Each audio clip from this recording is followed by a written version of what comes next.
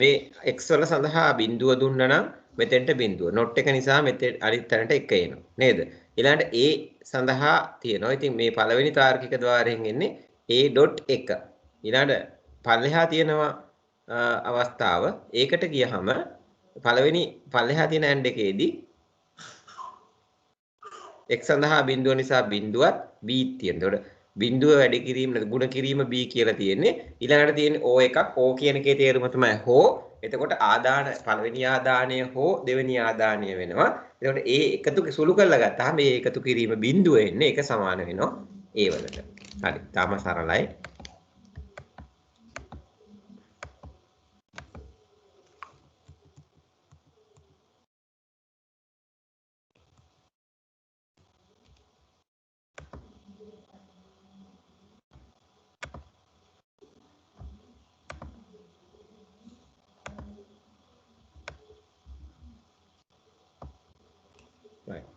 ඊළඟට අපිට අවශ්‍ය වෙනවා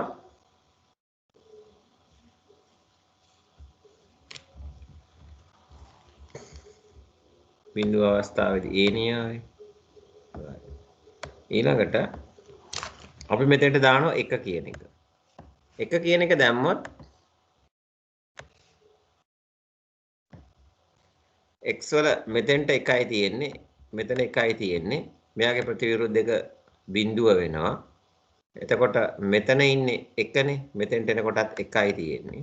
right මෙතන b ඉන්නේ. එතකොට මේ පළවෙනි එක ගත්තොත් a ගුණ කිරීම ඩොට් එකක් නේ තියන්නේ. a ගුණ කිරීම බිඳුව. right මෙතෙන්දී එන්නේ 1 ගුණ කිරීම b. එතකොට y සමාන වෙන්නේ පළවෙනි ආදානය සුල කරාම a වාරයක් බිඳුව කියලා කියන්නේ එතනින් එන්නේ බිඳුවයි. ඊට පස්සේ ඒකට එකතු කරන්න වෙනවා. එක වාරයක් b ඒ කියන්නේ b. සුළු කරොත් b. එතකොට එක වෙලාවට තියෙන්නේ මෙතන b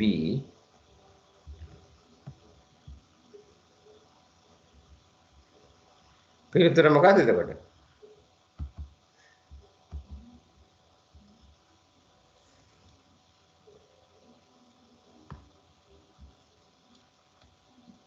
හතලස් වෙන ගැටලුව. එවැනි හරි නේද? A B නේද උත්තරේ එන්නේ? ඔව් සර්. හරි. right. පුංචි ගැටලුව නේද? හරිම සැලෙසි. හරි මම රචනා ප්‍රශ්න වලට යන්නද? සර්.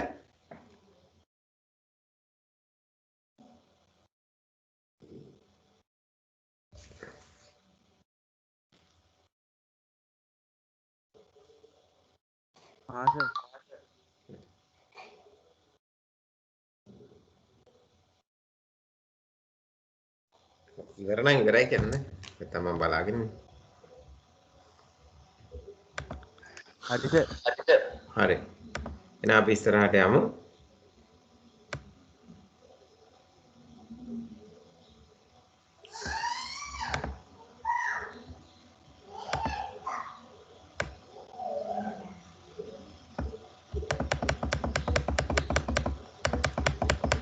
රචනා ප්‍රශ්න ටික තමයි බලන්න යන්නේ. කොළඹ කාලගුණ මධ්‍යස්ථානයේ මගින් එක් මාසක දෛනික වර්ෂාපතන අගයන් වාර්තා කරනවා. ඊට සඳහන් කරන ලද දෛනික වර්ෂාපතන දත්ත සැකසීම ප්‍රොසෙසිං ලබාගත හැකි තොරතුරු දෙකක් උදාහරණ දෙකක් කියන්නේ කියලායි තියෙන්නේ.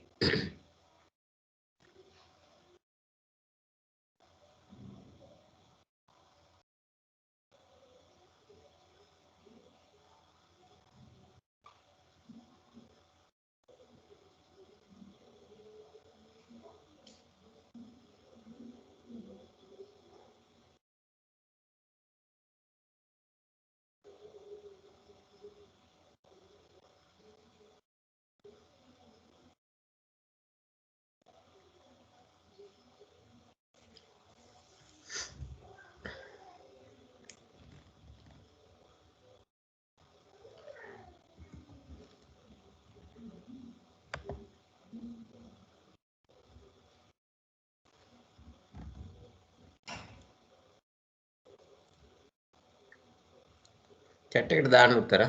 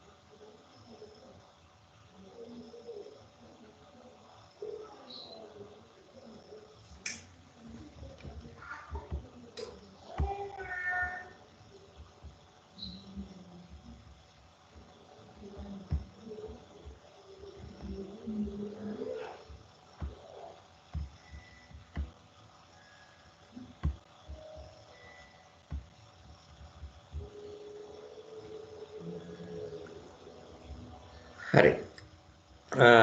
මේකෙදි කොළඹ කාලගුණ මධ්‍යස්ථානයනේ. කාලගුණ මධ්‍යස්ථානයක් මගින්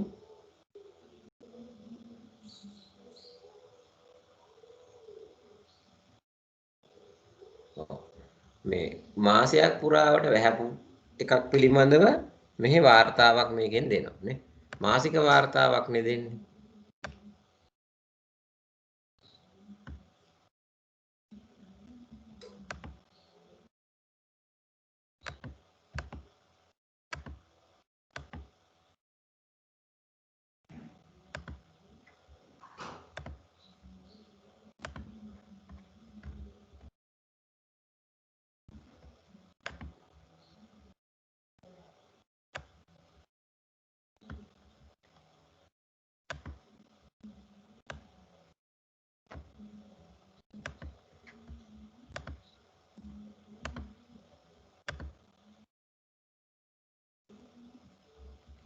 මේක තියෙන්නේ කොහෙද? කොළඹ කාලගුණ මධ්‍යස්ථානයේ.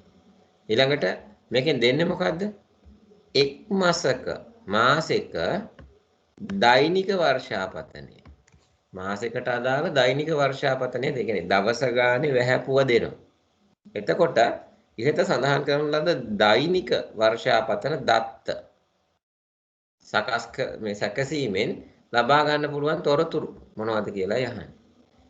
දත්ත සහ තොරතුරු අතර එතකොට දත්තය තමයි එක දවසට වැහැපු ප්‍රමාණය. එතකොට අපි ගන්න පුළුවන් මාසය පිළිබඳව පළවෙනි දේ තමයි මුළු මාසෙටම කොච්චර වැස්සද කියලා බලන්න නම් ඔය දෛනික වර්ෂාපතන ටික එකතු කරලා ගත්තනම් අපිට පුළුවන් මේ මාසෙම වැහැපු වර්ෂාපතනය කොච්චරද කියලා ගන්න. මාසික වර්ෂාපතනය ගණනය කරන්න පුළුවන්.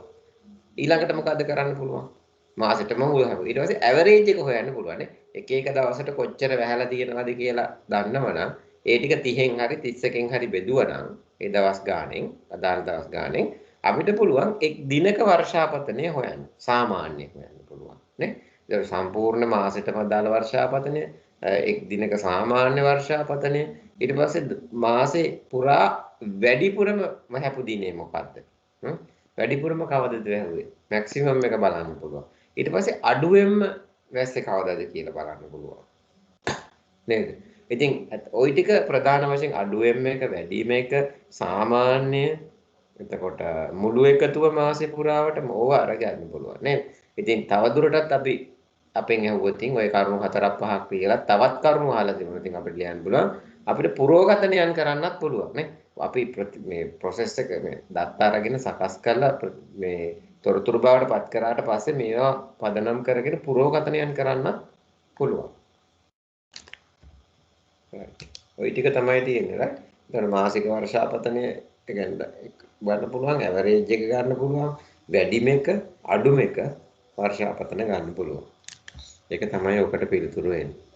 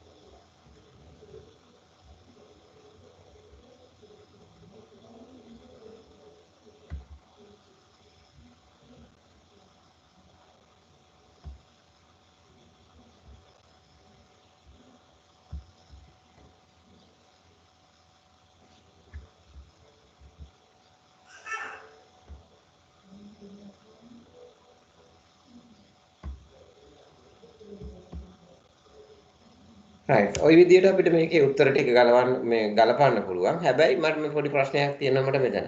මෙන්න මේ HDMI සහ VGA cables අතර නැත්නම් ports වල තියෙන විශේෂත්වය මොකක්ද? VGA port එකයි HDMI port එකයි අතර තියෙන එකෙන් HDMI port එක විශේෂ වෙනවා. ඒ port එකේ තියෙන විශේෂත්වය මොකක්ද?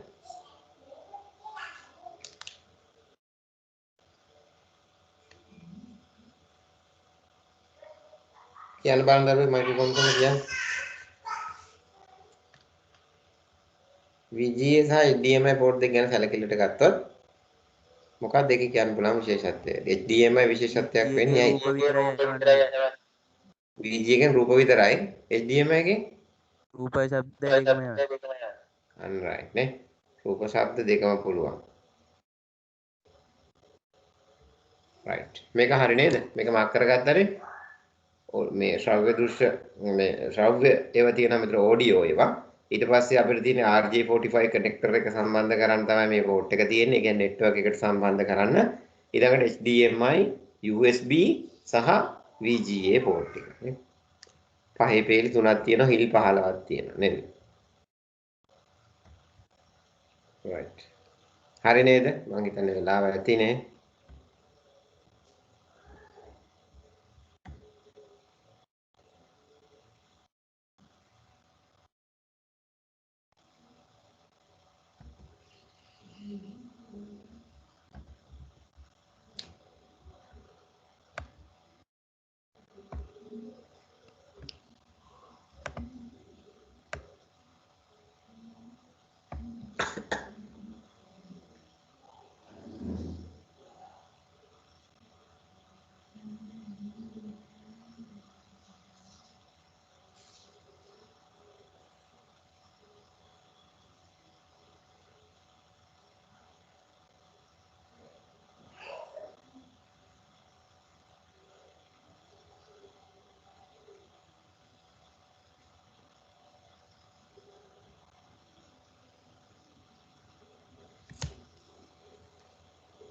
මේක අටේ පාදයට හරවන්න ඕන. ඊළඟ එක දීමේ සංඛ්‍යාවට දෙකේ පාදයට හරවන්න ඕන.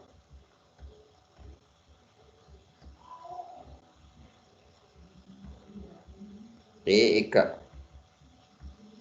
තාසේ පාදයට. එතකොට මේක මතක තිය ඔයගොල්ලන්ට මේ කොටස් දෙක ගැන සැලකුවාම මෙයාව කොටස් 4කින් ලියන්න ඕන. මෙයාවත් කොටස් 4කින් ලියාගත්තා නම් දෙකේ පාදයෙන් නිකම්ම ගන්න පුළුවන්.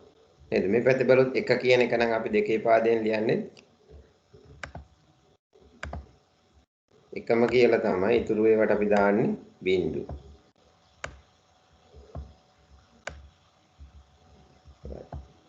ඊළඟට A කියන්නේ කීයද? 10නේ. 10 කොහොමද ලියන්නේ? මේක මතකේ තියෙන්න ඕනේ. 1 2 4 8. හරි. ඔය විදිහට 1 ඒවා 2 ඒවා 4 ඒවා 8 ඒවා. එතකොට මෙතෙන්ට එකයි මෙතෙන්ට එකයි මෙතෙන්ට බිංදුවයි මෙතෙන්ට බිංදුවයි. ඔය විදිහටනේ 10 දෙන්නේ. එහෙනම් අපි 11යි බිංදුවයි 1යි බිංදුව. දැම්මොත් 10යි. මොකද දෙකේ ඒවා 1යි 8 ඒවා 1යි. 8යි 2යි 10යි.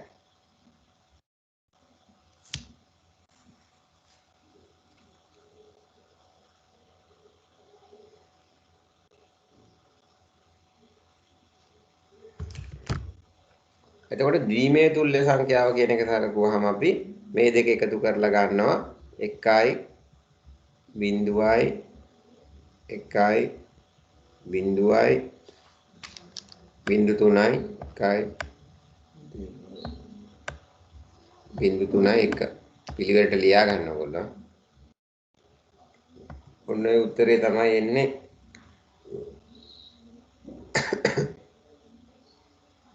ඊළඟට අෂ්ටමය තුල්‍ය සංඛ්‍යාව. ඉතින් මේක මේ 1260 කියන සංඛ්‍යාව 8ෙන් බෙදාගෙන යන්න.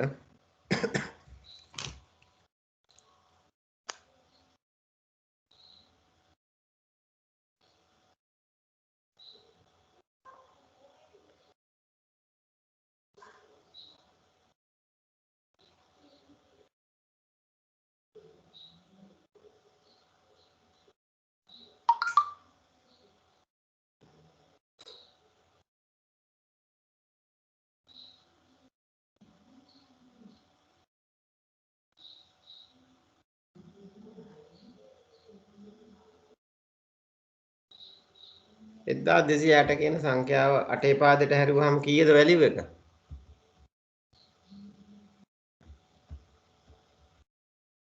357.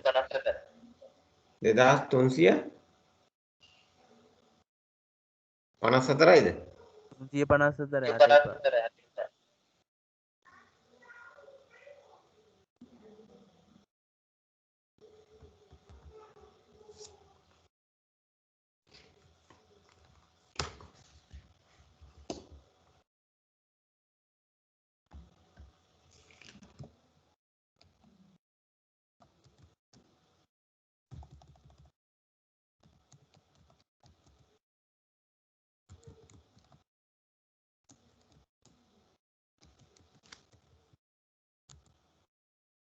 2350.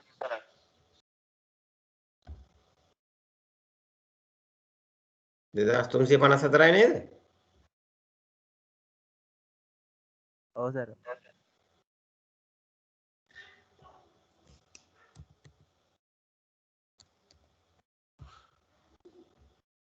ඔව් 2354 තමයි. right. එතකොට ෂඩ්දශමයේ සංඛ්‍යාව හැරෙව්වහම එන්න සංඛ්‍යාව හරිද මේ කියන්නේ 10යි 10යි 1.4යි 1 හැරෙවද ඔයගොල්ලෝ මේක හරිද දෙකේ පාදයට හරි සර්. හරිනේ right එතකොට පළවෙනි එක අෂ්ටමයේ සංඛ්‍යාව මෙතන හරි කරගන්න බැරි වෙච්ච කෙනෙක් ඉන්නවද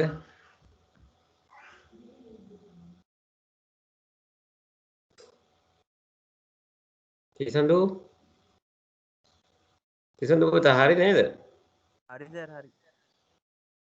හරි සර් chat එකේ වැරද්දක් දාලා තියෙනවා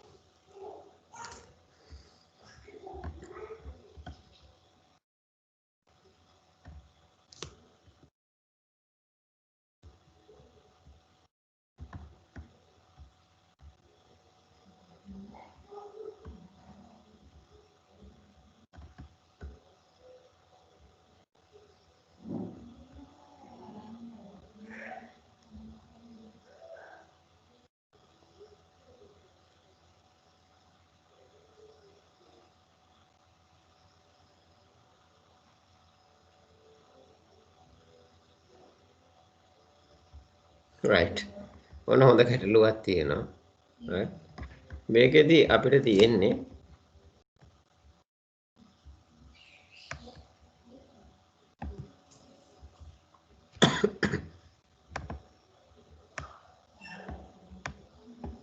මෙන්න මේකට අදාළව සත්‍යතාව වගු අඳින්නලු හැබැයි මේකේ තියෙන ගැටලුවක් A කියන එකයි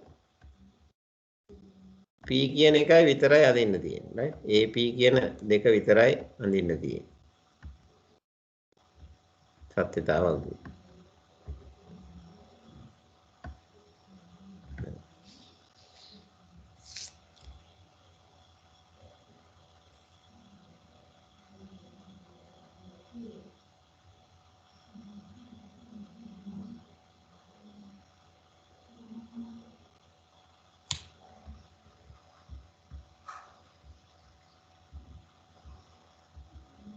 ඒ සඳහා අපිට දෙන්න පුළුවන් පළවෙනි විසඳුම තමයි බිඳුව කියන එක. right? මෙතෙන්ට බිඳුව දුන්නොත් මෙතනත් බිඳුවයි මෙතනත් බිඳුවයි O එකක් නිසා ඒත් බිඳුවයි මේ not එක නිසා බිඳුව කියන එක එක බවට පරිවර්තනය වෙලා මෙතෙන්ට එක වැටෙනවා. right? ඒක තේරුණාද? හරි නේද? බිඳුවයි O එකක් කියන්නේ හෝ එකක් හෝ එක නම් තමයි එක ඒ උනට එකක්වත් එක නැහැ ඒක නිසා බිඳුවයි බිඳුවේ ප්‍රතිවිරුද්ධ එක තමයි මෙතන not එක තියෙනවනේ ඒක නිසා එක කියලා එනවා right දැන් බලමු ඊළඟ අවස්ථාව ඊළඟ අවස්ථාවේදී අපි මෙතෙන්ට ගන්න එක කියන අගය හරි ඒ වලට එක දැම්මොත් මොකද්ද වෙන්නේ මෙතනත් එක මෙතනත් එක එකක් හෝ එක නම් කෑ මේක දෙකම එක එහෙනම් මෙතනත් එක not එකක් තියෙන හින්දා ඒකේ ප්‍රතිවිරුද්ධ එක එනවා බිඳුව එහෙනම් මෙතෙන්ට තියෙන්නේ බිඳුව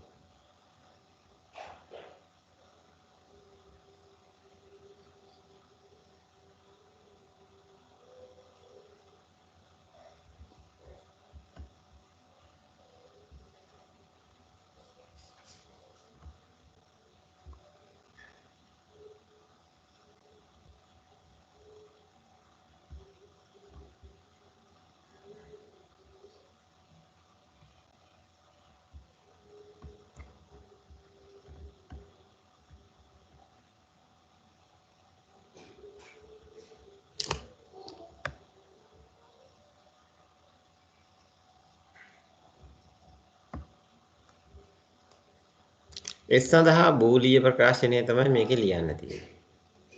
S සඳහා.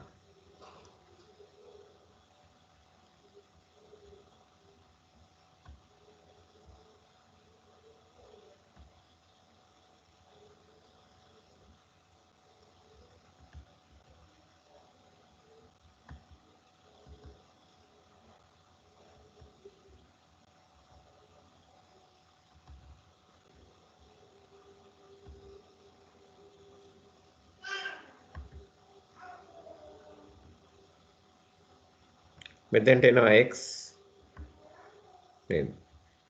x එනවා මෙතෙන්ට ආවම x බා වෙනවා.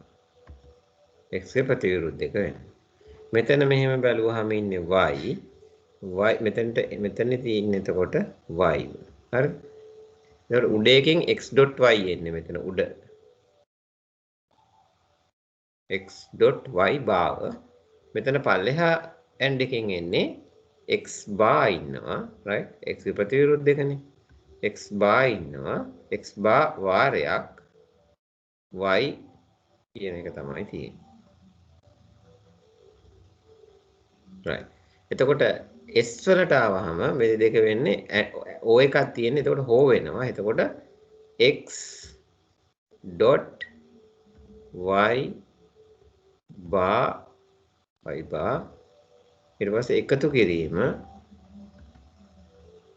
x bar dot y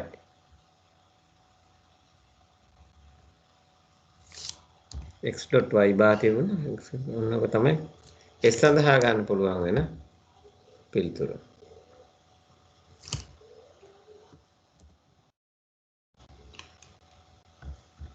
පිළිතුරත් එක්ක බලන්න පුළුවන් නිවැරදිද කියලා සර් අර ඩොක්යුමන්ට් දෙපැත්තේ තියෙන එකට වරහන් දෙන්න කමන්නේ ඒකට කවන්නේ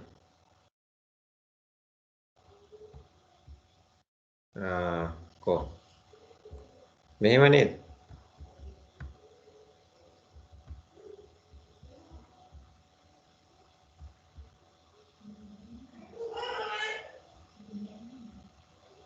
ඔව් සර් එහෙම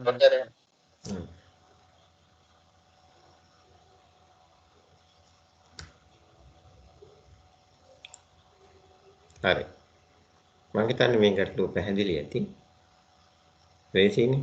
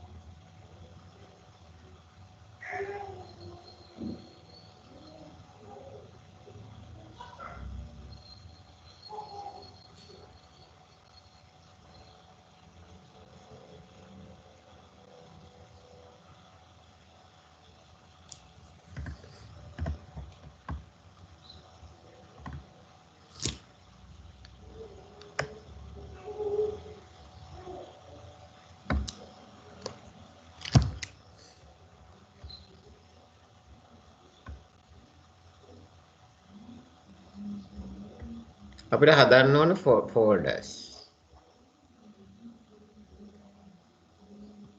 ගණිතය විද්‍යාව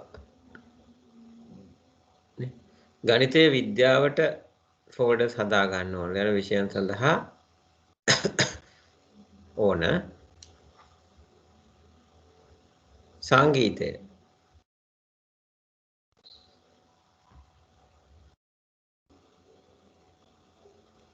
සංගීතයටත් ඕන ෆෝල්ඩර් එක 2018 2019 දී ගන්නා ලද ඡායාරූප වෙන වශයෙන් ආචරණය කර ගැනීමටද අවශ්‍ය ඇත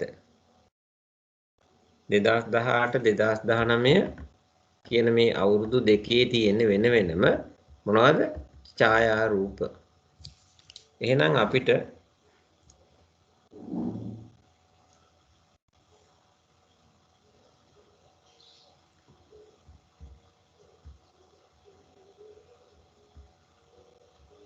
දෙදස් 18 මෙතන තියෙන හින්දා අපිට පුළුවන් 2019 කියන එක මෙන්න මෙතෙන්ට දාන්න. right?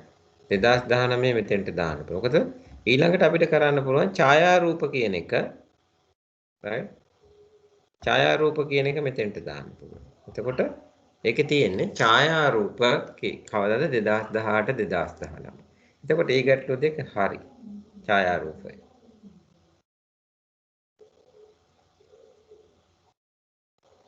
ඊළඟට අවශ්‍ය වෙන්නේ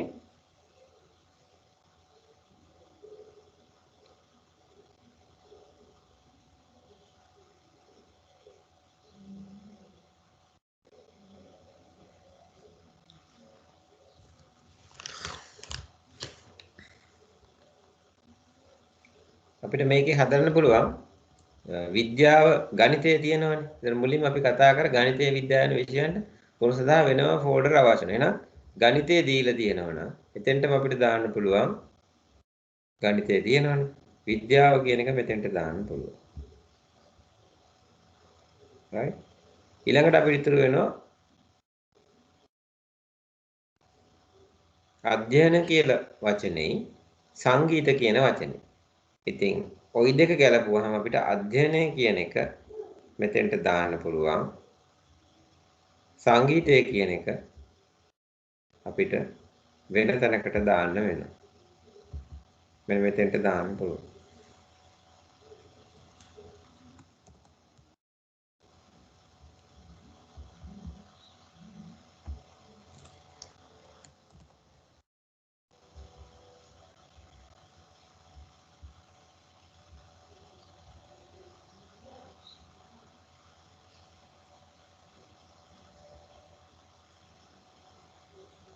A වලට එතකොට අධ්‍යයනය කියන එක දාන්න පුළුවන්. B වලට දාන්නේ සයන්ස් නැත්නම් විද්‍යාව.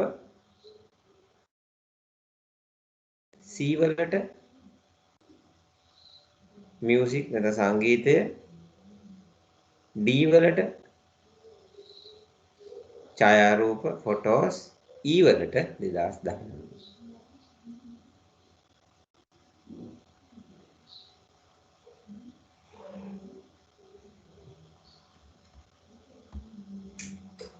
ඒ විදිහට තමයි ඔයගොල්ලෝගේ ලකුණු හම්බෙලා තියෙන්නේ.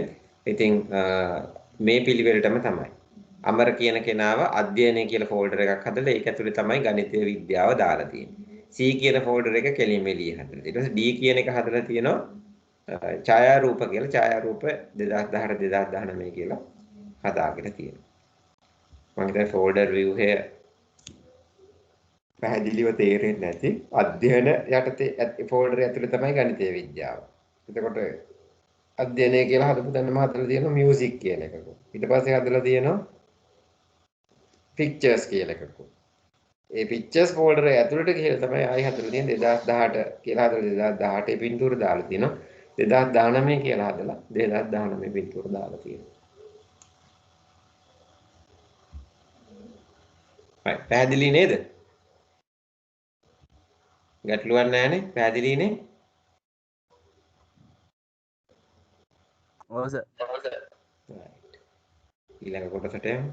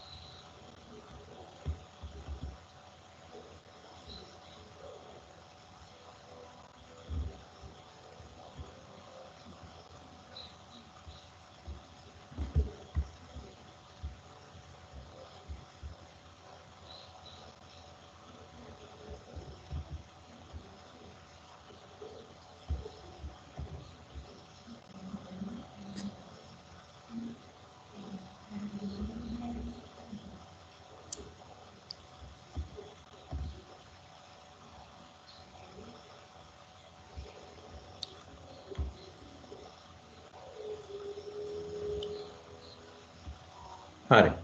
දැන් මේකෙදි බලන්න පළවෙනි එකේ මොකද්ද කරලා තියෙන්නේ? පළවෙනි එකේම කරලා තියෙන්නේ අන්ඩර්ලයින් කරලා තියෙන්නේ. එහෙනම් අපිට සාමාන්‍යයෙන් මම ඔයගොල්ලන්ට open office writer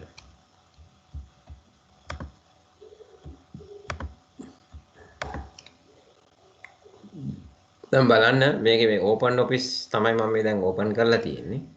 ඉතින් මේකෙදි දැන් පළවෙනිම දේ අන්ඩර්ලයින් එක නේද?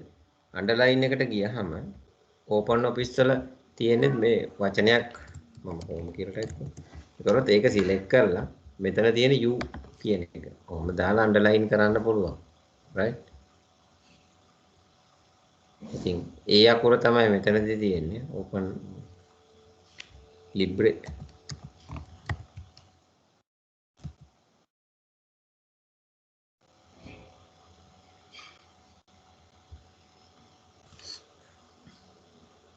open office තමයි ඉස්සෙල්ලා බැලුවේ. දැන් මම මේ LibreOffice Writer open කරනවා. දැන් ඔන්න open වෙන්නේ ඔය LibreOffice Writer. ඉස්සෙල්ලා පෙන්නේ open office. අපිට සාමාන්‍ය හුරු පුරුදු නම් Microsoft Word නේ. මම මේ දෙක නැතුව මේ අනිත් දෙකෙන් තමයි open කරලා පොඩ්ඩක් පෙන්නුවේ ඔයගොල්ලන්ට මතක් වෙන්න.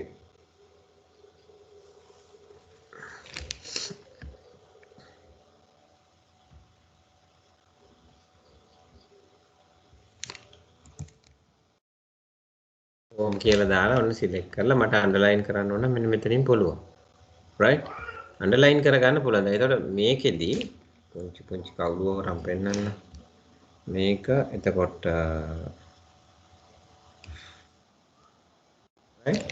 මේ වම් පැත්තෙන් පේන්නේ එක පැත්තකින් පේන්නේ ඔයගොල්ලන්ට open office writer අනිත් පැත්තෙන් මෙතන උඩින් තියෙනවා right උඩින්ම පේනෝනේ LibreOffice writer මේකේ අන්ඩර්ලයින් කරන්න තියෙන දේවල් දෙක නම් එක සමාන වගේ තමයි word ගත්තොත් ඒත් කොහොම තමයි right ඊළඟට අපිට මේකේ බලන්න තියෙන්නේ අපේ ගැටලුවේ තියෙන්නේ අන්ඩර්ලයින් එක එහෙනම් අපිට මේ පාවිච්චි කරලා මේ දැනුම මෙන්න මේකට අන්ඩර්ලයින් A කියන එකට නම් වෙන්නේ මෙන්න මේක පාවිච්චි කරන්න පුළුවන් කියලා අපිට තේරෙන්න ඕන. අන්ඩර්ලයින් එක. ඊළඟට මෙන්න මෙතන තියෙනවා මෙන්න මෙතන එකක් තියෙනවා මෙන්න මේක. right? මෙන්න මෙතන මම මේ පෙන්නුවේ ඒක රතු පාටෙන්. එයා බලන්න මොකද්ද කියලා B කියලා කියන්නේ සුපර්ස්ක්‍රිප්ට් එකක්. පුංචියට ලියන එකක් සුපර්ස්ක්‍රිප්ට්. බලන්න මෙතන සුපර්ස්ක්‍රිප්ට් කොහොමද ලියන්නේ කියලා. මේකේ සුපර්ස්ක්‍රිප්ට් එකක් ලියන්න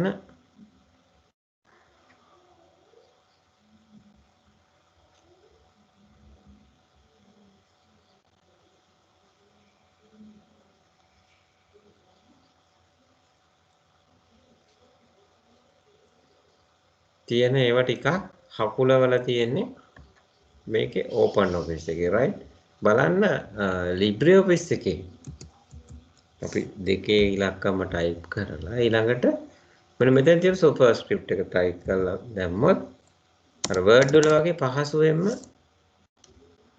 underline එක අයින් කරලා දාමු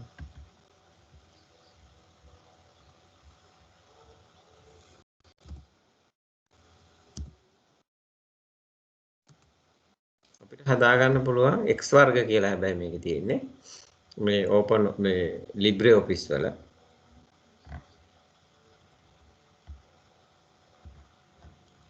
ඉතින් මෙතන B කියන එකට ගත්තොත් ඒකට සමාන රූපයක් අපිට දකින්න ලැබෙන්නේ මෙන්න මේ අවස්ථාවේ දකින්න පුළුවන් ඊළඟට largest කියන එක මට පේන විදිහට නම් මේක italic වෙලා තියෙන්නේ ඇල වෙලා තියෙන්නේ එතකොට italic කරන්න කවුද මෙතන ඉන්නේ මෙන්න මෙතන ඉන්නෝනේ මේ අකුර ඇල වෙලා නේද right එහෙනම් italic කරගන්න පුළුවන් මෙතනින් ඊළඟට ABC හරි D කියන කෙනා බලන්න මෙයා මොකද බිඳුව නෙවෙයි dots තියෙන්නේ ordered ද unordered order නම් 1 2 3 එහෙම නැත්නම් ABC වගේ මෙතන එහෙම නෙවෙයි order 1 2 3ක් නැහැ එහෙනම් එයාව ගැලපෙන්නේ කොතනටද එයාව ගැලපෙන්නේ මෙන්න මෙයාව ගැලපෙන්නේ මෙන්න මෙතෙන්ට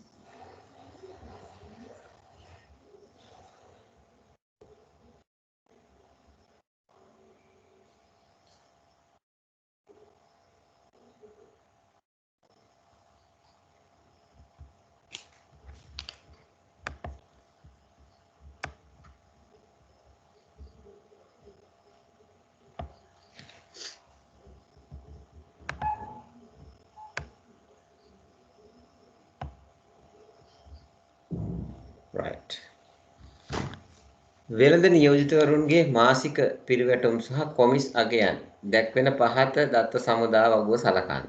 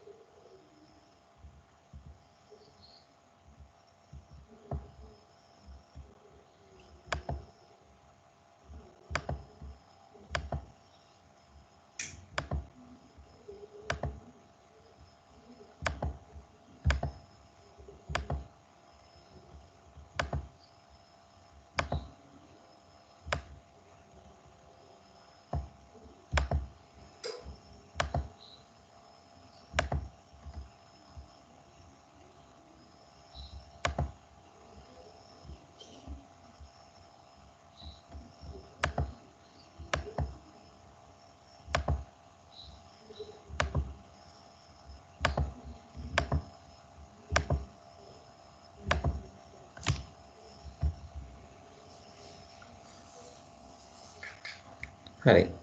දැන් පේනව නේද? right. මේකෙදි මේ අපෙන් අහන්නේ ඉහත වගුවේ ප්‍රාථමික යතුරු තනා ගැනීම සඳහා කුමන ශේෂ්ත්‍ර දෙක තෝරා ගත යුතුද?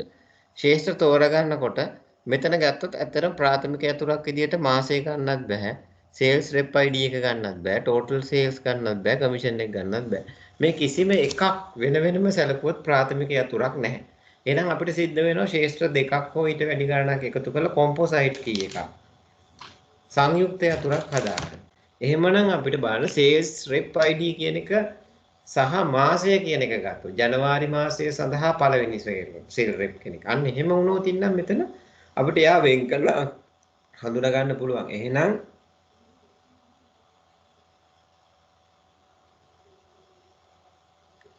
අපිට ඒක තේරුම් ගන්න පුළුවන් මේ month එකයි මම සාමාන්‍යයෙන් අපි අන්ඩර්ලයින් කරන එක නේද කරන්නේ. මෙන්න මෙයාව සහ මෙන්න මෙයාව තමයි ගන්න වෙන්නේ දෙන්න එකතු කරලා month and sales rep ID. මේ දෙක තෝරගන්න පුළුවන්. ඊළඟට පහත පෙන්වා ඇති එක් එක් ශේෂ්ත්‍රය සඳහා වඩාත් යෝග්‍ය වන දත්ත ප්‍රරූපය දිහා දක්වන්න. month එකට. ඊළඟට total sales වලට. sales කියන එක මොකද්ද? මුදල. නේද? එහෙනම් අපිට මේක දාන්න පුළුවන් currency.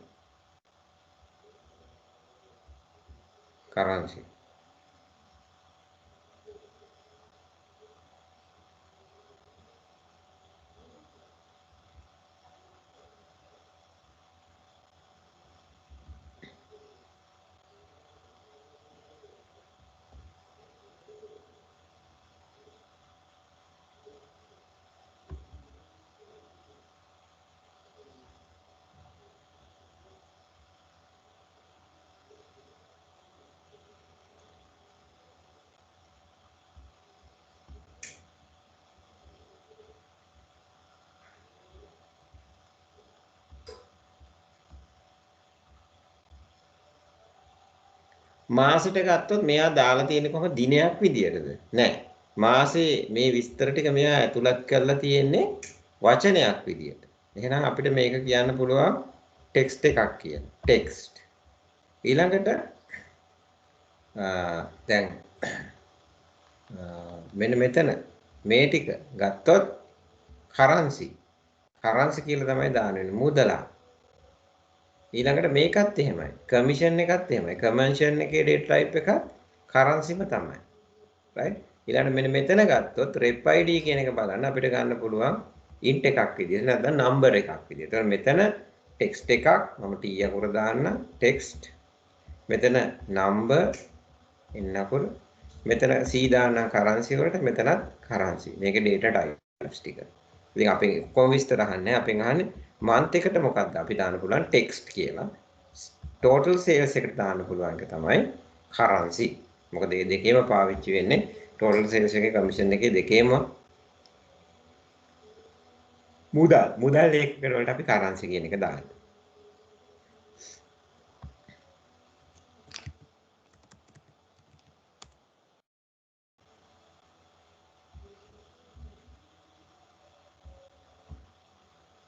ඔයගොල්ලන්ට මේ database පේන්නේ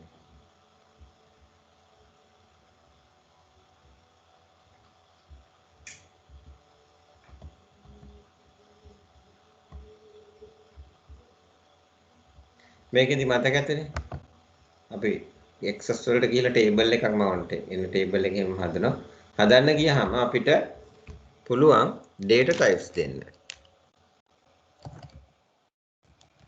මේ data types දෙනකොට ඔයගොල්ලන්ට මතක ඇති තිබිච්ච data types short text long text number ඉලක්කන්න මේ short text long text කියන දෙකම text කියලා තමයි 2010 version එකේ පෙන්නන්නේ ඉලක්කන් අකුරු දාන්න ඊට පස්සේ ඉලක්කන් දාන්න number පුළුවන් right large number කියලාත් මේ version එකේ පෙන්වනවා ඉතින් සාමාන්‍ය number කියලා එක මතක තියාගන්න date and time ඒ දිනයක් වෙලා ගන්න හැබැයි ඒ date and time ගත්තාම නිකම්ම මේ දෙසැම්බර් ජනවාරි එහෙම ලියන එකක් නෙමෙයි ඒකේ පිළිවෙලක් තියෙනවා ෆෝමැට් එකක් තියෙනවා ඊළඟ කරන්සි දාන්න පුළුවන් කරන්සි කියන එක අපි දාන්නේ මුදල් ඒකක සඳහා ඔටෝ නම්බර් කියලා දැම්මොත් ඔටෝමැටිකලි 1 2 3 4 කියලා එහෙම වැඩි වෙනවා yes no questions already be hyperlink attachment calculated ඔන්න ඔය මතක තියාගන්න මෙන්න මේ data types වර්ග මොනවද තියෙන්නේ කියලා දත්ත වර්ග ටික ඒකත් ඔයගොල්ලන්ට මතකයේ තියාගන්න එක වැදගත් වෙනවා right මම මේක අයින් කරන්නම් දැන් ඒක වැදගත් නැති නිසා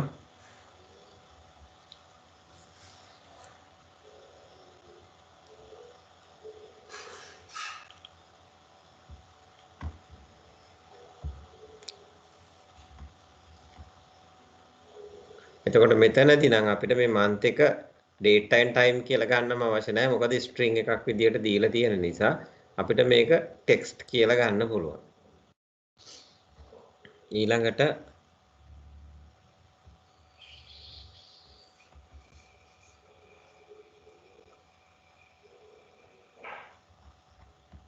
ගැලීම් සටහනක් තියෙනවා.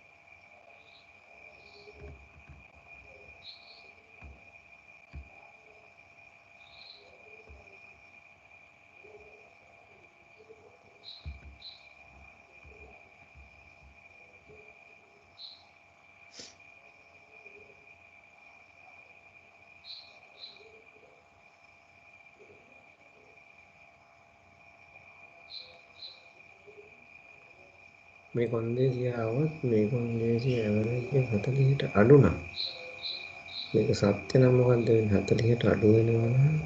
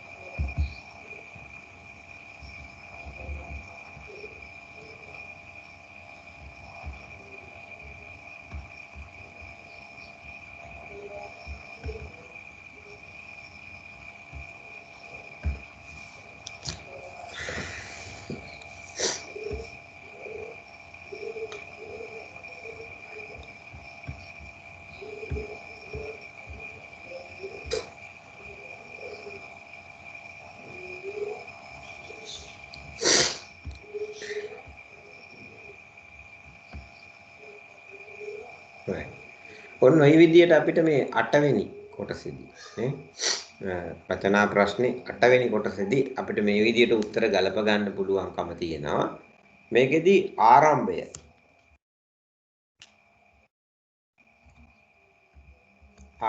ආවට පස්සේ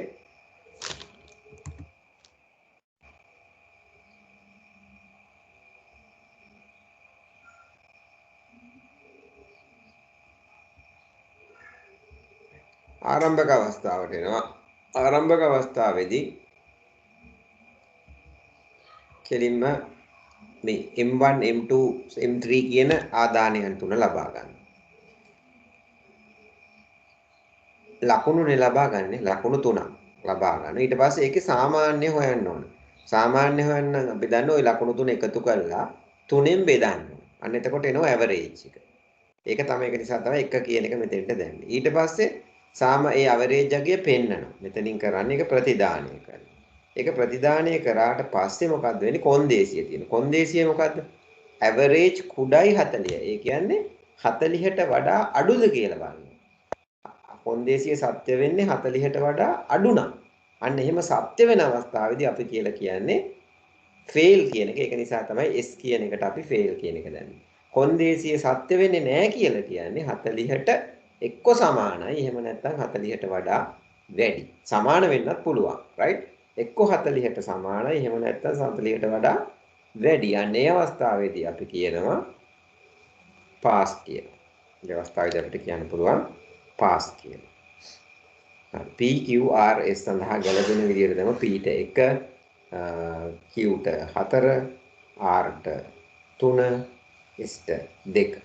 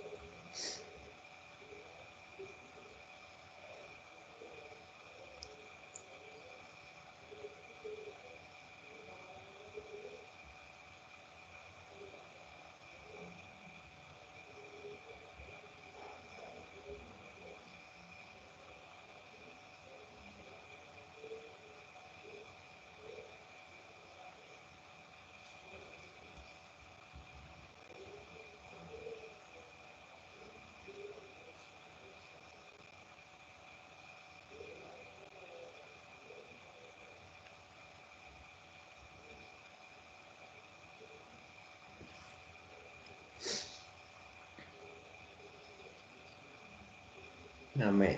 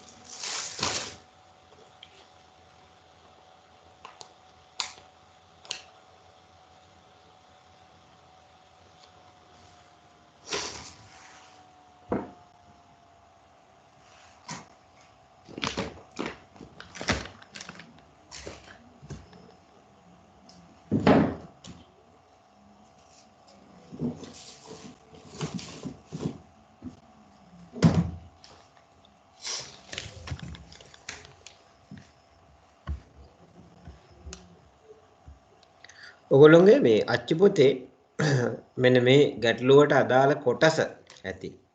මේ පික්සල පිළිබඳව වික්ටර් සහ රාස්ටර් ග්‍රැෆික් සම්බන්ධ කොටස සහ හානි වන සහ හානි නොවන සංකෝචනයට අදාළ කොටස. අච්චු පොතක් තියෙනවා නම් ඉක්මනට පෙරලා ගන්න, ඩිං ඩිං පෙරලාගෙන යන්න. ඔන්න ඔය කොටස් ටික ওই කරුණු ටිකක් තියෙනවා උතන. කරුණු කීපයක්ම තියෙන ප්‍රශ්න අහන්න පුළුවන් එන්න පුළුවන් තැන්. අන්න ඒ තැන් ටික ඉක්මනට මතක් කරගන්න අච්චු පොත පෙරලන්න.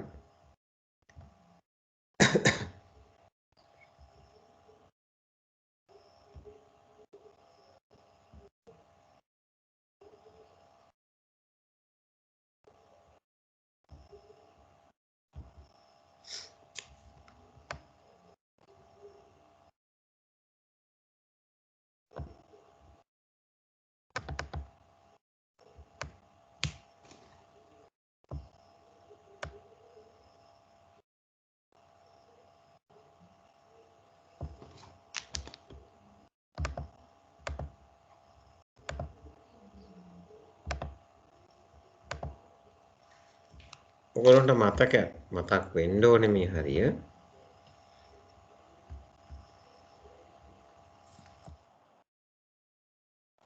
අංකිත ග්‍රාෆිකයක් කියන්නේ මොකක්ද කියලා ඇහුවා. මොකක්ද තේරුම? අංකිත ග්‍රාෆිකයක් කියන්නේ මොකක්ද? ග්‍රාෆික මෘදුකාංග භාවිතයෙන් නිර්මාණය කරන චිත්‍ර හෝ රූප අංකිත ග්‍රාෆික කිව්ව නේද? ඊළඟට අපිට මතක් කරගන්න තියෙන අංකිත ග්‍රාෆිකයක් ගත්තොතින් ඊළඟට ඒකේ තියෙන අංකිත ග්‍රාෆිකයක තියෙනවා මූලිකාංග, පික්සල්, විභේදනය, ප්‍රමාණය, වර්ණය කියන එක. එතකොට පික්සලයක් කියලා කියන්නේ අංකිත ග්‍රාෆිකයක තැනුම් ඒකකය. ඔන්න ඕවා තමයි අමතක වෙන්නේ, right? තැනුම් ඒකකයේ වෙන්නේ පික්සල් එක. ඊළඟට මතක තියාගන්න ඕන කරුණ තමයි විශාල කරනකොට ගුණාත්මක බව හානි වෙනවා කියන එක. ඊළඟට මෙන්න මේ සමීකරණය මතක තියාගන්න ඕන. බිටුවකින් නිරූපණය කරන්න පුළුවන් වර්ණ එක බිටුවයි නම් 0.1 විතරයි. බිටු දෙකකින් නම් මොකද්ද? මෙන්න අවස්ථා 4. ඒක අපි හැදුවේ කොහොමද? මෙන්න මෙතන තියෙන සමීකරණය. මේක මතකම තියාගන්න. මේ පික්සල් එකක තියෙන වර්ණ ප්‍රමාණය සමාන වෙන්නේ 2 BPP බලය. ඒ කියන්නේ පික්සල් එකක තියෙන බිටු ප්‍රමාණය 2 බලය. right? ඔක මතක තියාගන්න. ඔක විභාගෙ නිතර අහලා තියෙනවා. ඊට පස්සේ ග්‍රාෆික විභේදනය මේ රෙසලූෂන් එක ගැන කතා කරනවා. රෙසලූෂන් එක වැඩි නම් බලන්න මෙන්න මේ රූපෙන් තේරුම් ගන්න පුළුවන්. තිත් ප්‍රමාණය වැඩි නම් ගොඩාක් ක්වොලිටි. විභේදනය වැඩි නම් ඒ පින්තූරේ ගුණාත්මක බව වැඩි කියන එක මතක තියාගන්න. ඊළඟට මතක තියාගන්න මෙන්න මේක පියවි ඇසට හඳුනාගත හැකි නොහැකි කියලා වර්ග කොටස් දෙකක් තියෙනවා. නේ? පාර ජම්බුල කිරණ ඇහැට පේනවද? බෑ. අදෝරක්ත කිරණ ඇහැට බලන්න පුළුවන්ද? බෑ. ඊට පස්සේ බහුල භාවිතා වන වර්ණ වර්ග දෙක තියෙනවා මතක් කරගන්න. RGB සහ CMYK. RGB CMYK. එතකොට RGB වලට පාවිච්චි කරන red green blue කියන ඒවා. ඊට පස්සේ CMYK කියලා එකට පාවිච්චි කරන්නේ cyan magenta yellow and black කියලා. ඒ කියන්නේ ලා නිල් දම් කළු කහ කළු කියන ඔන්න ඔය වර්ණ ටික. මේ පාඩම ගොඩක් වැදගත් නිසා මම ඔය ඉක්මනට මතක් කරගෙන යන්නේ. මීට වඩා නම් හැමින් කියන්න බෑ. ඒ මොනොත් පන්තිය නතර කරාට පස්සේ බලා ගන්න ඕනේ. ඊළඟට වර්ණ ගත්තොත් තනි වර්ණ වලට අපි කියනවා primary colors. වර්ණ දෙකක් එකතු වෙලා හැදෙනවා ඒවට අපි කියනවා ද්විතීයික වර්ණ secondary. වර්ණ තුනක් එකතු වෙලා හැදෙන වර්ණ වලට තෘතීයික වර්ණ කිව්වා. නේද? මතක තියෙන්න ඕන. මේ ට්‍රිප්ලට් එකක් කියලා එකක් අපි හදාගත්තේ මේ එකිනෙකට ඒවා ප්‍රමාණ වලින් කවලම් කරලා හදාගන්න එක RGB ට්‍රිප්ලට් කියන්නේ. මතක නැත්තම් පස්සේ බලා ගන්න. right? ඊට පස්සේ ග්‍රාෆික සංකෝචනය ගැන කතා කරා. මතක ඇති මේ හානි වන විදියට සංකෝචනය කරන්නත් පුළුවන්, හානි නොවන විදියට සංකෝචනය කරන්නත් පුළුවන් නේ. හානි වන විදියට කරොත් ආයි නැවත වාරයක් අපි මේ සංකෝචනය දිගෑරියොත් අපේ ඔරිජිනල් ඉමේජ් එකේ ක්වොලිටි එකට හානි වෙලා තියෙනවා.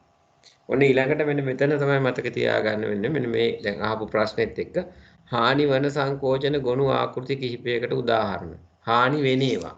right? ඔයගොල්ලෝගේ පොතේ ඔය මේ ප්‍රශ්නේ ලියන තැන තියෙන තැන ඔන්න ඕක ලියා ගන්න. හානි වන සංකෝචන ගොනු කියලා ලියලා හානි වන ඒවා උදාහරණ තුන ලියා ගන්න JPG TIFF BMP කියන.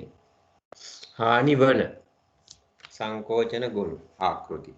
හානි වන සංකෝචන ගොනු ආකෘති කියලා මේ තුන ලියා ගන්න. JPG TIFF BMP කියන එක.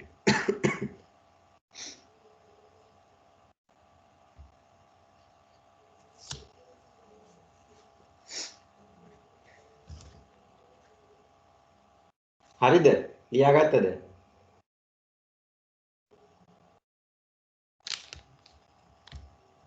කතා කරන්න ඉදිමත් අයද මේගොල්ලෝ කොහමද? ඉන්නවනේ raise your hands කරන්න බලන්න. කො raise your hands කරන්න. ඉන්නවනේ මම මේ බලන්න සද්ද නැතුව කතා කරන්න ඉදිද කියලා කට්ටිය.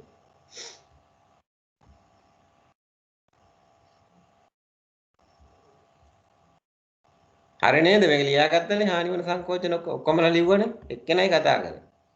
තිසඳු විතරයි. ලිව්ව නේද අනිත් අය? හරි මම හිතනවා ලියා ගන්න ඇති කියලා.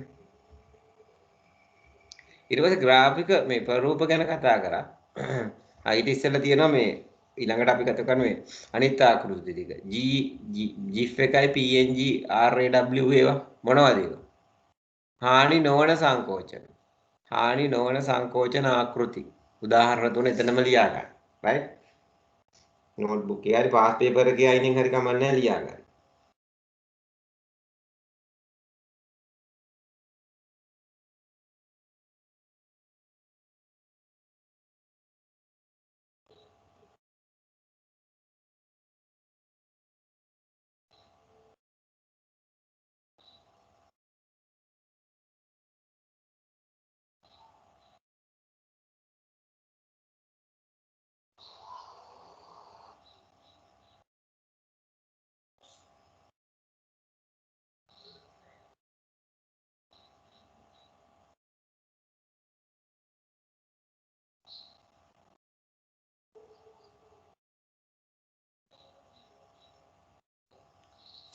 right. මම හිතනවා ලියා ගන්නද දැන්.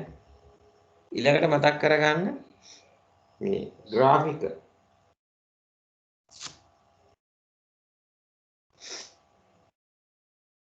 raster graphic vector graphic මෙන්න මෙතන හොඳටම මතක තියාගන්න මේක අතර තියෙන වෙනස්කම් ටික.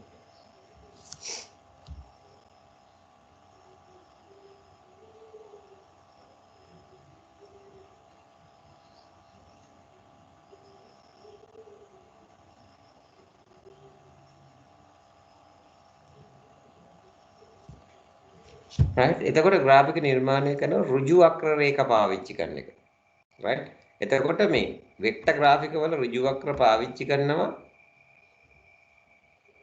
රාස්ටර් වල පික්සල පාවිච්චි කරනවා පික්සල් පාවිච්චි කරන එකේ අවාසිය මොකද්ද කියන්න බලන්න පික්සල් පාවිච්චි කරන එකේ අවාසිය මොකද්ද රාස්ටර් ග්‍රාෆික වල වෙක්ටර් ග්‍රාෆික වල ඍජු වක්‍ර පාවිච්චි කරන එකේ වාසිය මොකද්ද මතක නම් කියන්න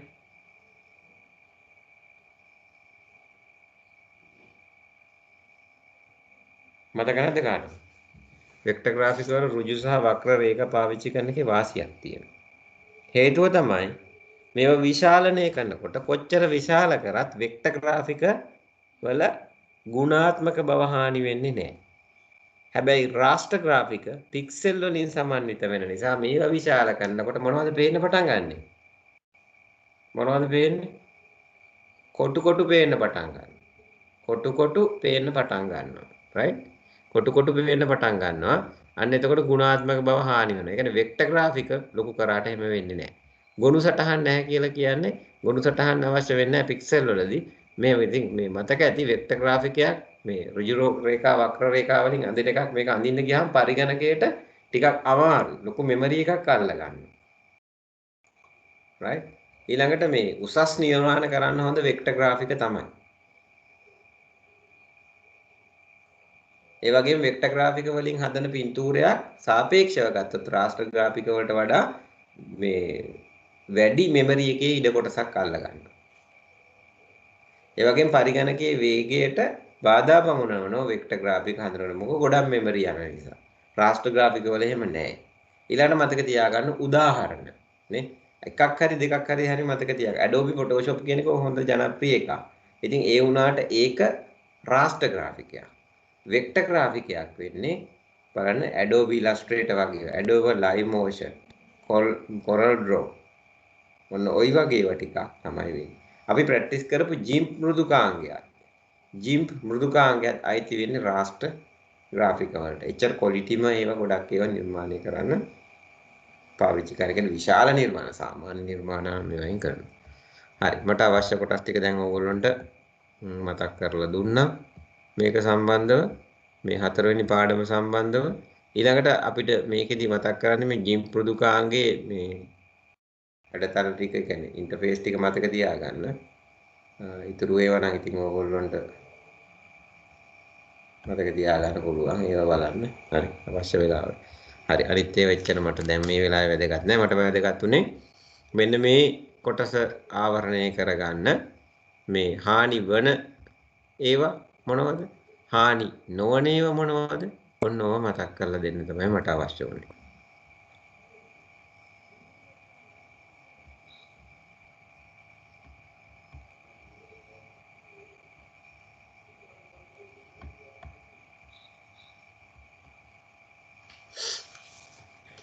එතකොට පරිගණක තිරයේ දිස්සන සුදු කළු සුදු හෝ කළු හෝ වෙනත් ඕනෑම වර්ණයකින් ඉතා කුඩා ප්‍රදීප්ත නේ තිත් බලන්න මේ අමුතු වචන පාවිච්චි කරනවා ප්‍රදීප්ත තිත කුඩාම එක අපිට කියන්න පුළුවන් පරිගණක තිරයේ තියෙන ඒවා අපි කියන්නේ පික්සල් එකක් කියලා.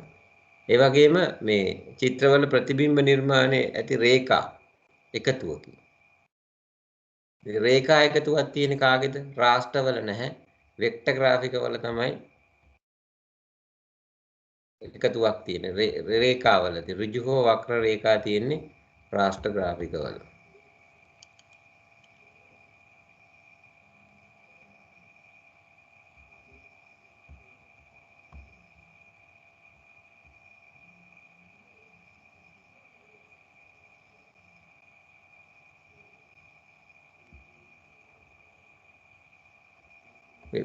හරිනේ?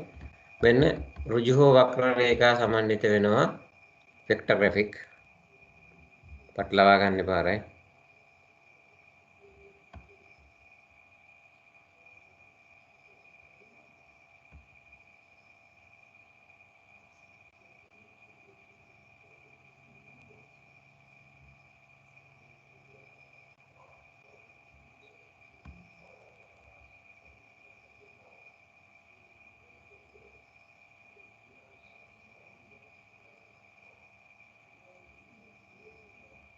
සර් එතකොට ඔය බැනර් හදන්නේ මොකද්ද? බැනර් එහෙම බැනර් හදන්නේද? Photoshop වලින් හදන්නේ නැහැ හොඳේ. සාමාන්‍යයෙන් Corel Draw වගේ ඒවා ගන්නවා හදන්න. එක එක අය ඉතින් Tamanට ප්‍රැක්ටිස් එක ගන්නවා. Corel Draw වගේ ඒවා ගොඩක් වෙලාවට ගන්නවා. Photoshop වලින් නම් හදන්නේ නැහැ රයි. ඒකෙන් හදන්න කිව්වොත් බෑ. ඒ Photoshop වගේ එකකින් හදනවා සාමාන්‍යයෙන් ওই පින්තූර. ඔය මේ රාමු කරලා එල්ලන්නේ. ඒ වගේ ඒවා හදන්න නම් ගන්න.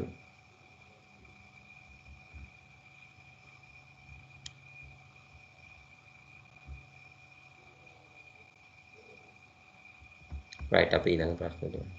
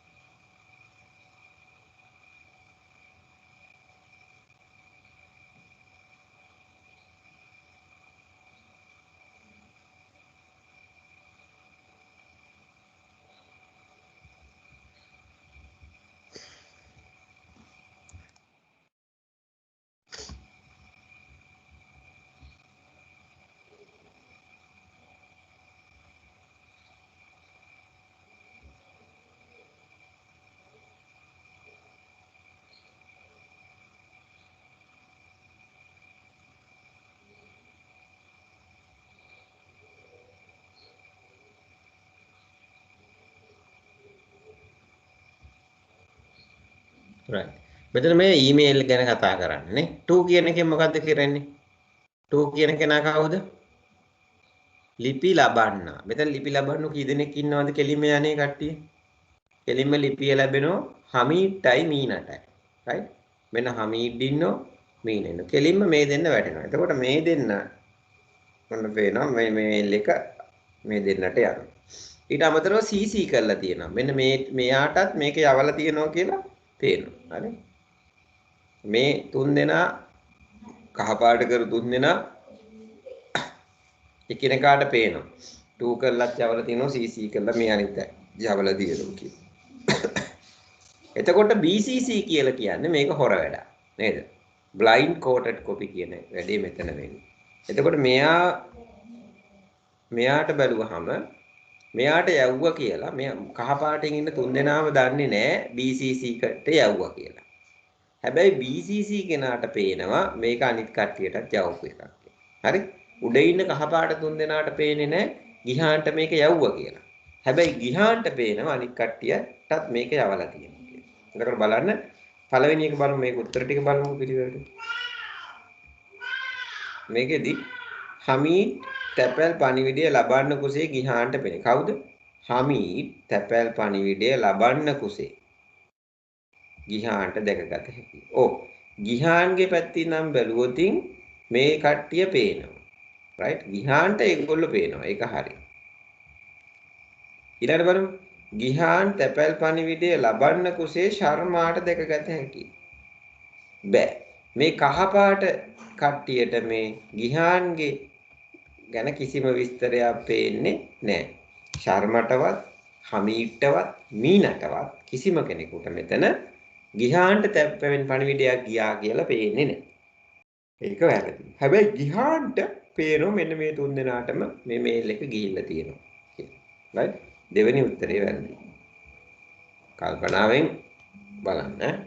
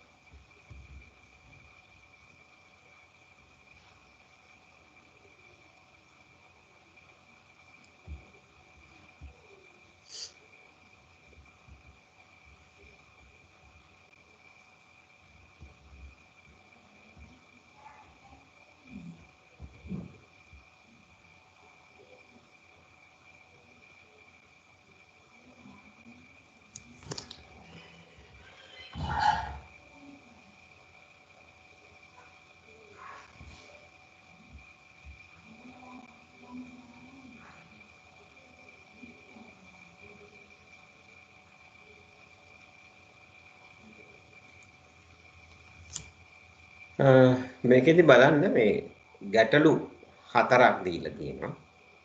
දුරදැටිය ක්‍රියා නොකිරීම නිසා පරිශීලක ගොනු හා ෆෝල්ඩර නැති වී යාම. අපේ ෆයිල් අපේ මැෂින් එකේ තියෙන දෙයක්. එහෙම නැත්නම් ආයතනයක වැඩ කර ඉන්න තැන තියෙන දෙයක් ආරක්ෂිතව තියන්න නම් software අපි backups කරන්න. backup. එහෙම නැත්නම් නිතර උපස්ත පිටපත් ලබා ගන්න. අපි ඒක මගින් අපේ data ආරක්ෂා කරගන්න. අපි ඔකෙදි කතා කරා වලාකුළු පරිගණක ගැන. වලාකුළු පරිගණකවල data ගබඩා කරලා උපස්තයක් ගබඩා කරලා තියෙන කී වාසි තියෙන්නේ. ඕනම වෙලාවක අනිත් එක උපස්තයක් විතරක් නෙවෙයි වලාකුළු පරිගණකවල දත්ත ගබඩා කිරීමේ වාසිත් තියෙනවා. ඕනම වෙලාවක ඕනම තැනක ඉඳන් පාවිච්චි කරන්න පුළුවන්.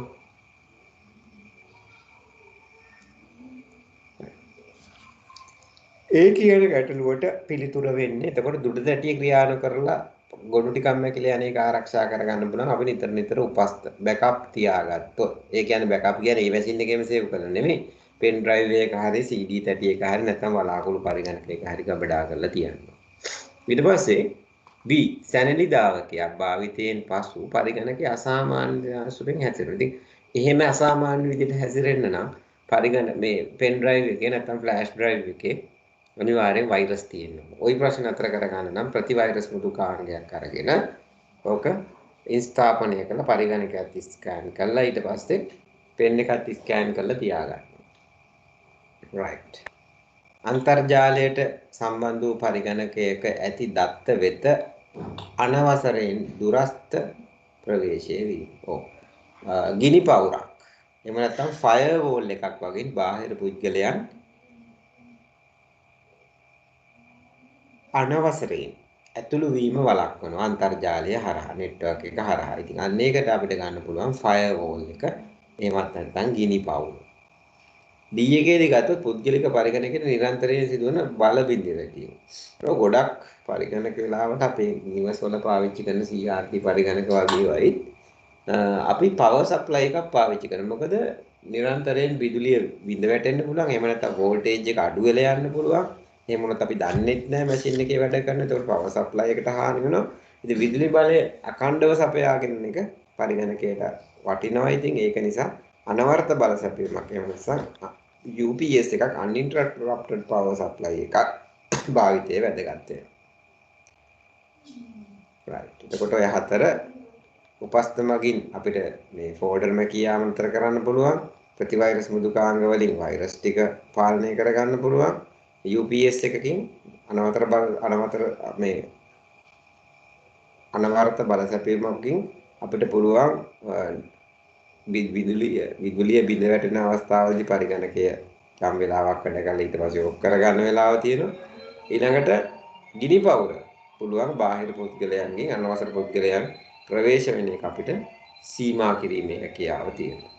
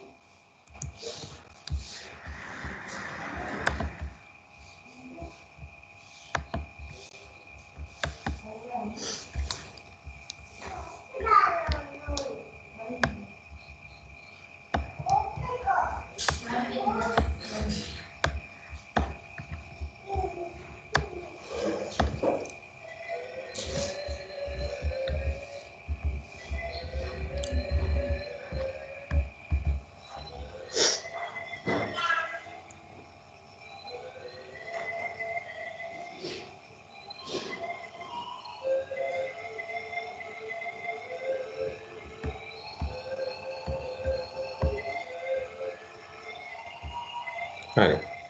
මේ 3R concept එක කියන එකේදී අපි කරන්නේ මේ පරිසරයට හානි වන දේවල්. එහෙමත් නැත්නම් ඉලෙක්ට්‍රොනික අපද්‍රව්‍ය.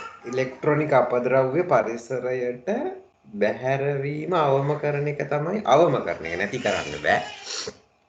අවම කරන එක තමයි 3R concept එකේ බලාපොරොත්තු. ඉතින් මේවා පාවිච්චි කරන්න නැතුව ඉන්න බෑනේ. පාවිච්චි කරනවා බැහැර වෙනවා. හැබැයි අවම කරන්න ඕන හානි. එතකොට මේ අපද්‍රව්‍ය වලින් පළවෙනි එක තමයි reduce. අපිට මේ භාවිතා කිරීම අඩු කරන්න පුළුවන් යම් ප්‍රමාණයකට. අපේ පාවිච්චි කර ඉන්න එකක් යම් කිසි රූපවාහිනියක් කියමු. ඒක කැඩුනොත් නැවත අලුත් වැඩියා කරලා පාවිච්චි කරන්න පුළුවන්. right? එතකොට අලුතෙන් ගන්න එකක් සීමා වෙනවා. right? අපි ළඟ තියෙනවා නම් එකක් අපි දැන් ටීවී එකක් පොඩි එකක් තියෙන්නේ අපිට ලොකු එකක් ගේනවා. අර වැඩ කර ඉන්න එක විසික් කරලා පැත්තකට දාන්නේ නැතුව අපි ළඟ තියෙන එක වෙන කෙනෙකුට දෙන්න පුළුවන් ඔයා පාවිච්චි නැති කෙනෙකුට දෙන්න පුළුවන් පාවිච්චි කරලා. එතකොට එයා තව එකක් ගන්න එකෙන් වැළකෙනවා. එතකොට රෙඩියුස් වෙනවා. අපි භාවිතය යම් ක්‍රමවේදයකට අඩු වෙනවා. right? ඒ වගේම තමයි නැවත ප්‍රයෝජනයට ගන්න පුළුවන් නම් අපි රීයුස් කරන්න ඕනේ. මොනවාම හරි ප්‍රයෝජනයක් ගන්න පුළුවන් නම් ඒ දෙයින් වෙනත් ප්‍රයෝජන ගන්න පුළුවන් නම් ඉලෙක්ට්‍රොනික උපකරණ වලින් අපි ඒවත් ගන්න. ඊළඟට ප්‍රතිචක්‍රීකරණය කියන එක නිකන් කුණුගොඩට වීසි කරන්නේ නැහැ ඉලෙක්ට්‍රොනික අපද්‍රව්‍ය.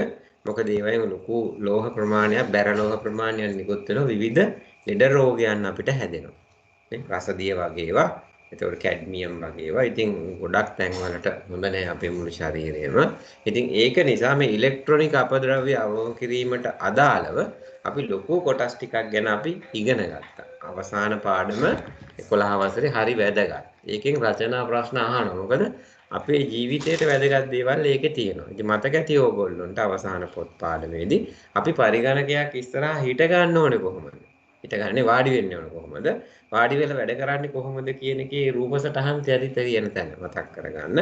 ගොඩක් වැදගත් ඒවා. විභාග ප්‍රශ්න වලටත් අහලා තියෙනවා. මොකද පුද්ගලයෙකුට නැත්තම් ළමයෙකුට පරිගණකය පිළිබඳ මූලික සිද්ධාන්ත තිබුණට හරියට මේන් පරිගණකයක් ඉස්සරහා වාඩි වෙලා වැඩ කිරීමේ අවබෝධයක් තියෙනවද කියලා මේ පේපර් එකේ බලනවා සමහර අවස්ථාවලදී.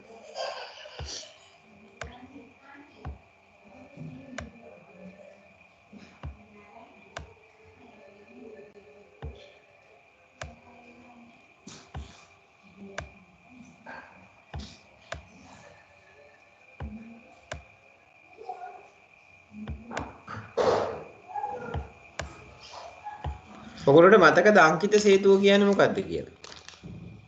මොකක්ද අංකිත සේතුව කියන්නේ? මතක නම් කියන්න බලන්න.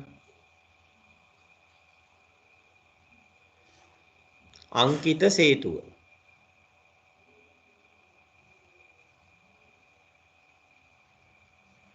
අංකිත සේතුවක් කිව්වේ මොකක්ද?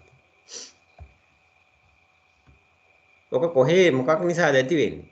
පරිගණක දැනුම තිබීම සහ නොතිබීම මත ඉලෙක්ට්‍රොනික මේ උපකරණ භාවිතයට හැකියාව පැවතීම සහ නොපැවතීම නේ.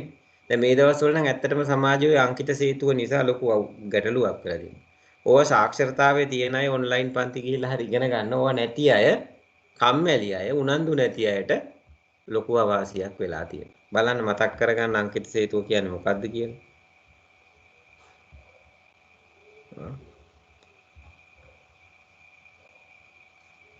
අංකිත බෙදුම කියන එක මිනිස්සු අතර ඇති කරන ලබන මොකද්ද?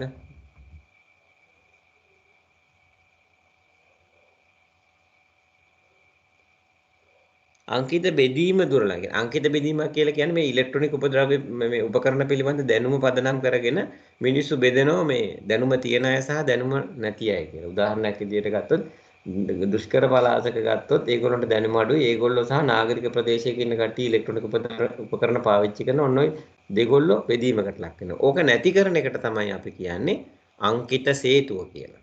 එතකොට අංකිත බෙදීම දුරලන්න තමයි අපි අංකිත සේතුවක් ගේන්නේ. එතකොට ඒ අංකිත සේතුවෙන් කරන්නේ මොකද? දුෂ්කර පළාත්වල ඉන්න මිනිස්සුන්ට නැත්නම් ඒවා පිළිබඳ අවබෝධයක් නැති මිනිස්සුන්ට ජංගම දුරකථනයක් දීලා ඒ උපකරණ අලුත් තාක්ෂණික උපකරණ දීලා ඒගොල්ලෝ පුරුදු කරලා ඒවයින් ප්‍රයෝජන ගන්න විදිය කියලා දීලා ඒගොල්ලන්ට උනන්දුවක් ඇති කරලා තාක්ෂණික වටිනාකම ගැන අවබෝධයක් ලබා දෙන එක තමයි අංකිත සේතුව කියන්නේ. හොඳට මතක තියාගන්න. අංකිත බෙදීම ගැන අහුවොත් අංකිත සේතුව ගැන අහනවා. right? අංකිත බෙදුම යනු කුමක්ද කියලා අහනවා. ඊට පස්සේ අපිට ඒක තේරුණත් මේ දුෂ්කර ගම්මාන වලට තියෙන තාක්ෂණික අපහසුතාව නිසා ඇති වෙන්නේ. ඉතින් එතකොට මොකද වෙන්නේ? ඒක නැති කරන්නේ කොහොමද කියලා අනිවාර්යෙන් ප්‍රශ්නයක්. අංකිත සේතුව ගැන අහනවා. right? ඒක නිසා මෙන්න මේ කොටස මෙන්න මේ ඡේදය හොඳට මතක තියාගන්න. මේ රචනා ප්‍රශ්නවල අහලම තිබිච්ච කොටසක්. අංකිත බෙදුම කියන්නේ මොකක්ද කියන්නේ? අංකිත බෙදුම මතක තියාගන්න. මේ නුගත්කම උගත්කම මේ නුගත්කම සහ උගත්කම ඔන්නතන ඔය තියෙන මේ ටික මතක් කරගන්න දැන්. මොකද්ද මේකට ඇති වෙන හේතුව කියන්නේ? නාගරික ජීවිතයක් තියෙනවා නම් කාර්මික බවක් තියෙනවා නම් පොහොසත්කමක් තියෙනවා නම් ඔය ඕවා තියෙනකොටම නිකම්ම ওই තාක්ෂණික උපකරණ පිළිබඳ දැනුමක් තියෙන ගම්බද ජීවිතේ පුරුණාම කාර්මික නොවුනොත් දුප්පත්කමක් තිබුණත් ඔය උපකරණ භාවිතයේ බොහෝ වෙලාවට අඩු වෙලා යනවා. එතකොට තමයි අංකිත බෙදුමක් ඇති වෙන්නේ.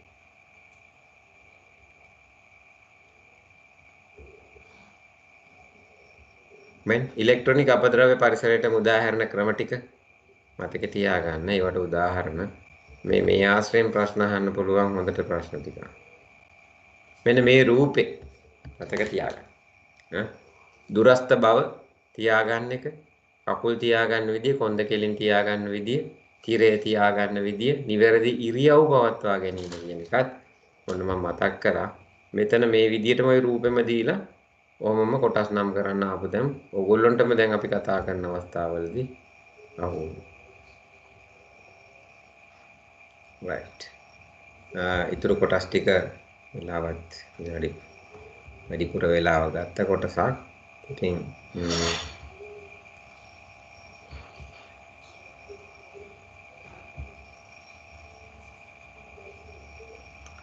right. අද දවසට එහෙනම් නතර කරමු. 3R concept එක තමයි මම අන්තිමටම විස්තර කරේ.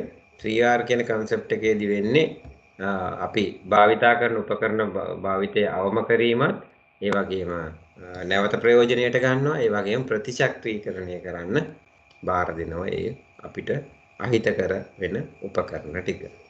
හරි. එහෙනම් අද දවසේදී අපි පන්තිය නතර කරමු. ඊළඟ දවසේ ඉඳන් ඊටු කොටස කරමු. හරි තේරුනේ නැති ටිකක් තියෙනවා නම් දැන් අහන්න පුළුවන්. අද දවසේ කතා කරපු අයින් ගැටලු තියෙනවා නම් අහන්න.